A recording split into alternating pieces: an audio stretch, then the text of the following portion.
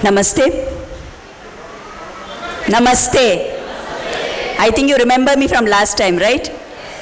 So when Soumya ma'am invited me and said, "Ma'am, please come over and be our chief guest," I asked her, "Won't your parents get bored, same old lady coming every single time and telling us something and going away?" She was very insistent that what I say resonates with you all and that you like what I am telling, and that is why she has called me again. So if at all you are going to feel bored, then you must blame Soumya ma'am, not me. Okay. To begin with, I'd like to thank Mrs. Soumya, Hopstart Juniors, Kalarpita, and all you parents for being here today and for giving me an opportunity to come and talk to you. I want to start with a small question. How many of you sing a lullaby to your child? You know what is lullaby? Lali hadu antivala. Do you sing? I'm sorry, I can't see because of the lights glaring in my eyes. I think there are a few hands rising. Can I see? Yeah, but I think about only 1/4 of the auditorium is raising their hands. What about the remaining people? Do we give a lali in the mobile phone to our child, put it next to the child and make the child sleep? Why I am asking this question is, this is a very important part of our way of bringing up children. Singing a song to your child when the child is going to sleep is not just for you to sing the song. It is time for you to build a bond with your child. Isn't it? We all talk nowadays of quality time. But for children of this age, not just quality, you need to give them quantity time too.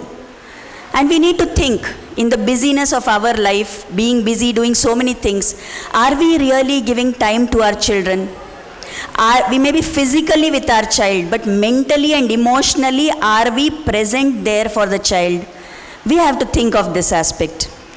And one of the ways of doing this, finding quality time with your child or spending a lot of time with your child, is by doing the normal, routine, everyday activities with a lot of love and affection. Many times we feel things like the child will not eat. Do you have that problem? Kids are unwilling to eat that food and they are not really interested in it. So what is the easiest remedy I have seen most parents using today? I think you know it, no, better than me. What do? That thing is there, no, in our hands for every single thing. We push that into the kid's hands. The child is occupied and we are ready to keep putting food into the child's mouth, isn't it? Do you remember how your parents used to feed you? I think they used to tell stories. I remember my mother telling me stories. And I know a lot of people who say that their parents have made them eat food by telling a story in which there is occasion for somebody to eat food. Like you tell a story where there's one hero who is going and fighting against the enemy or something like that, and every time you say, then he came back and he ate one tooth of food.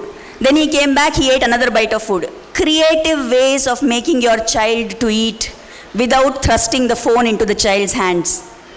These are ways in which you can make it a good experience for your child, instead of some inanimate object replacing you and your affection there. And talking of these mobile phones, there are a lot of dangers. We are not yet aware of them right now in the full entirety. But there are a lot of dangers of this. What happens when your child is sitting with a mobile phone? Children can't run around with the mobile phone, right? So they will be sitting in one place. So the minute they're sitting in one place, physical activity is zero.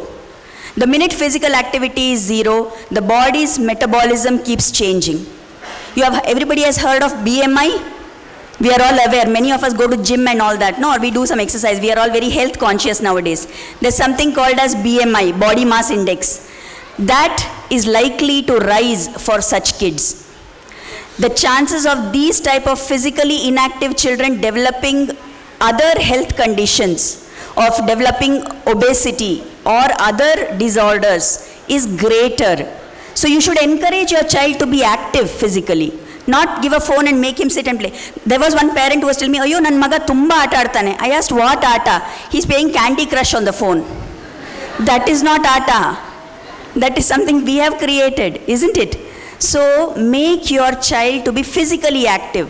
Every evening, many parents have this complaint that they say the child is acting too much overactive and I just can't control that child, he is irritating me and like that. See, children need to release all the energy which is in them, and that release will happen only when they have physical activity.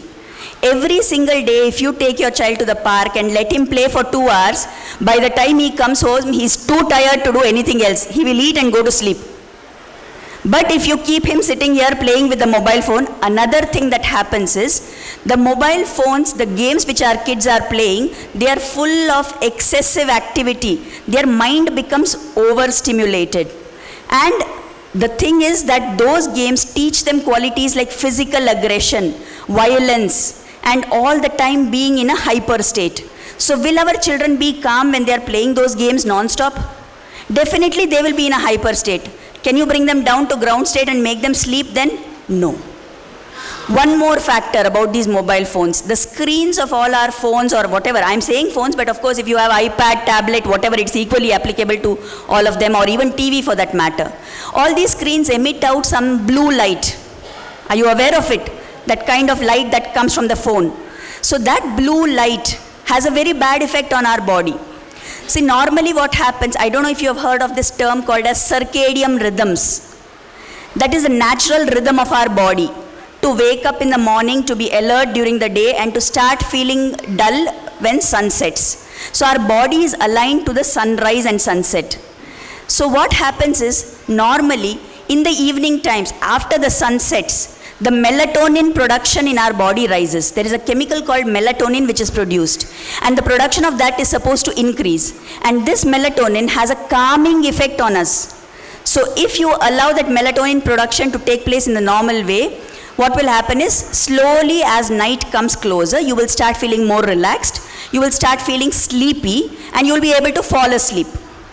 Now what these mobile phones and other screens do is, that blue light will create a condition such that our brain starts thinking it is still daytime, because that's a bright light that is falling on your eyes. So your brain feels it is not yet dark, and then the melatonin production automatically reduces. It doesn't start producing in the normal quantities. So what will happen because of that? You are still alert and active even if it is 10 o'clock at night. Normally, if you had not been with your phones all that time, you would have started feeling sleepy by 8:30 or 9. Now, even if it is 10:30, 11, you are not falling asleep. And that is very bad, especially for children. So it is very important that we don't allow them to use the phones. I mean, don't think why she is telling as if all of us are all the time giving our children phones. But I think that is a majority of what happens. That is why I am telling to be on the safer side. So what will happen is, take away the phones from your children. Set a limit on how much time they can use it for. They don't need to use it all the time. According to the American Academy of Pediatrics, they have done research and they say that any child who is more than 2 years old should have not more than 1 hour of screen time. Let us assess our own usage against that guideline. How much our children are playing with the phones, right? One more thing is, even if they are playing games on the phone, what you are seeing on the phone is a 2-dimensional image. It's a 2-dimensional activity. In real life, what we have is 3-dimensional. They have done some studies where kids were playing some block arranging games on the phone. When that phone was taken away and they were given real blocks to play, okay, no phone, in real life you are going to play with the blocks. Those kids could not stack the blocks. They were doing it perfectly on the phone, but they couldn't do it here. Why? Because the phone is 2-dimensional, in real life it is 3-dimensional. They have to touch, they have to feel, they have to stack it up. It requires a different set of skills from playing with a phone. So when you take the phone away from your child, you are giving your child an opportunity to develop all the other skills which are actually more important for him. The minute you take the phone away, what your child will say is, I am bored. Isn't it? Now we have let our children play with the phones for so long, suddenly we take it away, what they will say? I am bored, I am bored. Nothing is wrong with being bored. Let them be bored for some time. They will figure out ways of coping with that boredom. Do you remember our young age? We didn't have mobile phones. How did we spend our holidays? Do you remember what all we used to do? We would create games of our own, right? I still remember when I was a child with my younger sister, we would play games which now seem very silly to us. We would play something called shop. Okay, what is the shop? From the pots or the plants outside, you collect different leaves, place them in front of you and say, this is this vegetable, this is that vegetable. I will be the seller, you be the buyer. So you bargain and you play all that thing. Now where our children play those things?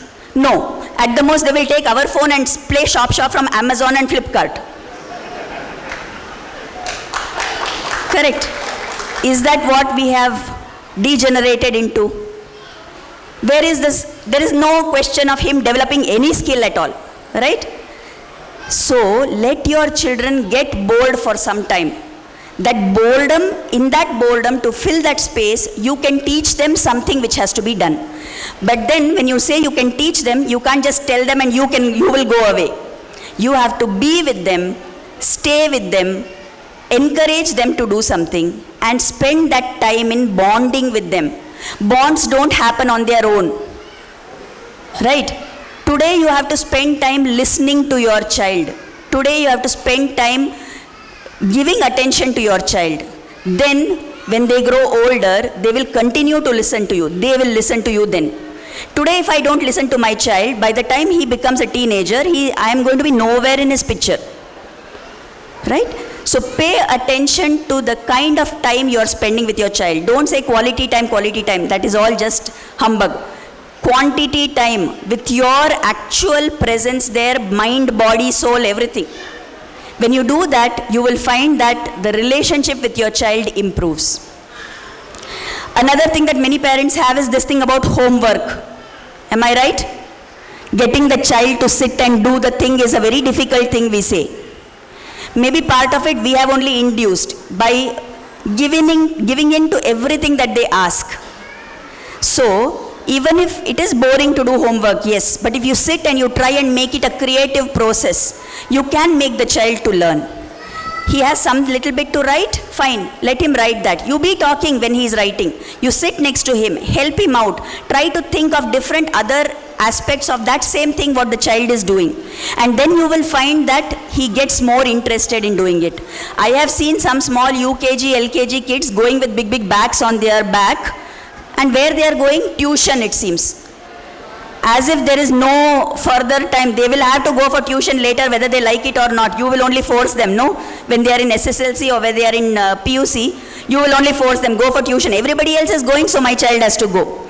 That's another aspect. By the time your kids grow up, if your kids are in some other place, I will come there and give a lecture about how to handle teenagers. But for now, even these young kids, sending them to tuition. What is done in a tuition? Is there anybody here who is sending kids to tuition? Have you seen any time what happens in those tuitions? 10, 15 kids are crammed into a room and one lady will be sitting there and telling, write this, write that. There is nothing in that for the child. Instead, at home, keep your child with you, even if it is for only 15 minutes. Pay attention and encourage your child little by little and make him to do it. That will help you to develop. All these things that we do, it is very important to have the right perspective. See, we are all parents, we have children, we struggle so much to have our children and we want to bring them up to be good people. But we have to think, from time to time, you have to step back and see, what is my goal in this? What is the aim of my parenting? What am I looking for? At the end of, say, 20 years from now, what do I want my child to have become? When you think of that, automatically you will start adopting the right way of dealing with your child. Then, taking care of the child will not feel like a burden. One more thing I want to add here. How many of you have seen those share the load ads on Facebook? Or on TV also, I think they come. Some washing machine or some washing powder company is advertising for it. Have you seen that? Okay. Here in this context, when I am saying share the load, I am saying traditionally it has been believed that the mother has to take care of the child.